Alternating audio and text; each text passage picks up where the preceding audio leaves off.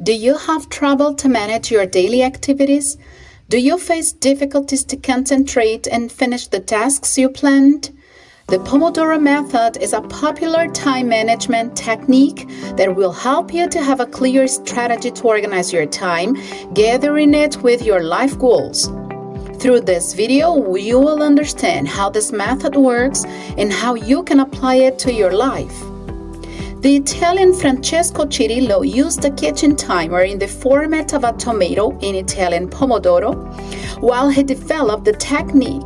That's why he had the idea of calling it the way he did, Pomodoro method, at the end of the 1980s. This method is based on neuroscience principles about productivity, attention, and learning. The method is divided into 6 simple but extremely efficient steps. They are: number 1, you choose a task. What's the activity you want to accomplish? Let's create a hypothetical situation. You need to do an article for your graduation course. But since it is a challenging work, you always lose focus and start doing something else. Then, this is your target, to write an article. But remember, it is important to plan it in very concrete steps. Do not only think about your aim, but write about it. Many studies show that the probability to achieve your aims is higher when you make concrete plans through systematic writing, for example. Number 2, now you define a 25-minute timer for it. This is the standardized time in the Pomodoro method. It is known that the human brain can't maintain focus during very long periods of time. Studies suggest that the average time for sustainable attention is from 20 to 30 minutes, which can vary from person to person.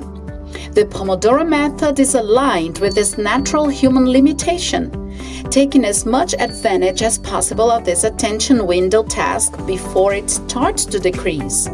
However, this is adjustable according to the necessity and available time for the activity. However, try not to distance your adjustment very much. Number 3, you work on the activity during those minutes, totally focused, totally concentrated until the timer rings. This may be the most challenging moment of the technique. Then it requires doubled attention from you. When I say totally focused, I mean it. The technique requires total commitment so it works well. You turn off any kind of notification in your cell phone. If you don't live by yourself, let people know that you are in a moment of deep concentration and can't be disturbed. Turn the bell off so nobody rings it. In sum, silence all the possible disturbers in order to offer you completeness to that task during 25 minutes. This reminds me of the cave mode, a strategy of hyper-focus during a specific period of time in life to achieve goals in a very successful way. This video explains the cave mode and how you can apply it and achieve your highest goal. Number 4, do a 5-minute pause. 5 minutes are enough to give your brain some rest and recharge the mental battery for the next 25 minutes. Each 25 block is called one Pomodoro.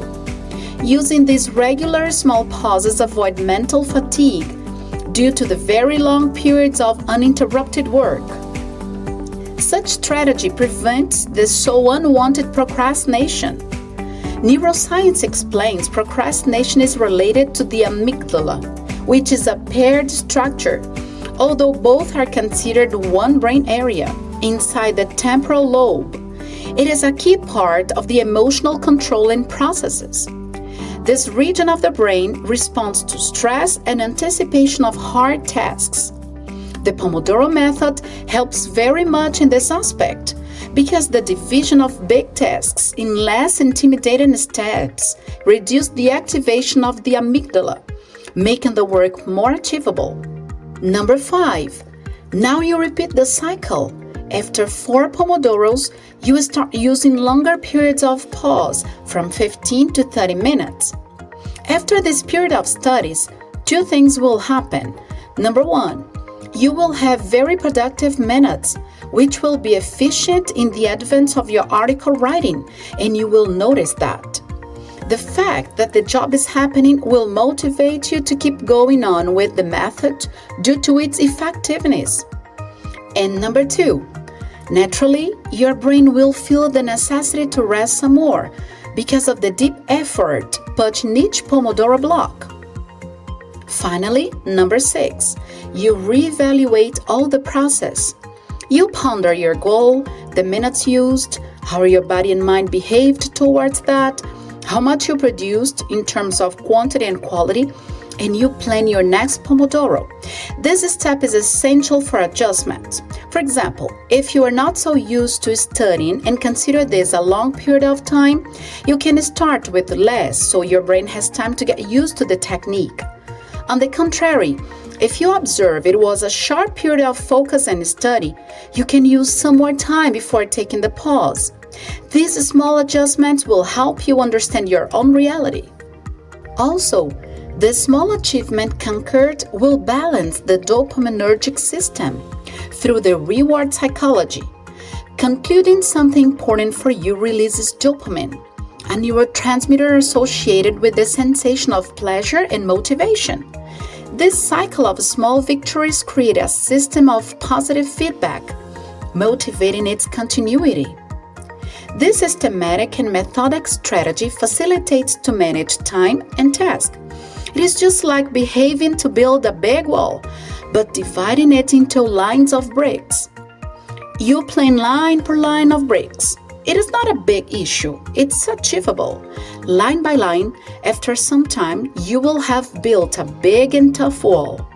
The same happens to time management. If you think about having to work during 4 hours in a row, you will probably feel demotivated, bored, and tired. However, these small time blocks will bring you close to something doable. Another huge advantage is that the Pomodoro method is adaptable to any activity you need to do. If you want to learn how to swim, to ride a bike, to skateboard, to write a book, to cook, to do whatever you want to, you can adapt the idea and science that supports the Pomodoro technique. Now that you know how the Pomodoro method works and the importance of motivation to put the method into practice, you may ask, okay, but how can I feel motivated and insert all this in my real and concrete routine? First of all, establish clear and achievable goals. If you write down you want to be rich, it is very abstract at first. Then be more objective in it. What do you plan to do to get there? If you plan to be a soccer player, your goal is to practice during X hours per day. If you aim to pass a contest, your goal is to study during this period of time during X months or years. If your intention is to have a strong shape, your goal is, I will go to the gym X times during the week and I will follow this specific diet. These are clear and achievable dreams. What about the biggest dream? Number 2, secondly, you split your biggest goal in very small steps. Let's recall the example. I want to be rich. Okay, now what are the smallest steps to get there? I will cut expenses and save money. I will find a way to get extra money in order to invest in something that brings more money so money works for me and not the other way around. I will have this quantity of money at the end of next year. Now keep going, drawing up plans that are possible for the present moment and that gathered will make the big plan possible. Number 3, care for your physical and mental health. Your daily habits will influence directly on your choices and attitudes. Did you know, for instance, that excess of sugar brings fatigue and tiredness? How can someone produce well feeling exhausted? This content is very well explored in this video here. I suggest that you take a look at it and better your life through the rich information you will find there. Number 4, celebrate these small conquers. We tend to be very anxious while chasing a dream. However, if you don't acknowledge the things you have already conquered, you will fall into the trap of facing a constant state of dissatisfaction. The house you have today may be the dream house of somebody else. The family you have today may be the family you dreamed some years ago. While you struggle for more, teach yourself to be excited with the present conquers. On the contrary, you will be one more trapped on the race rat, which is a meaningless and endless competition that turns us into empty robots. And those empty robots are only fighting for power and money. Number 5.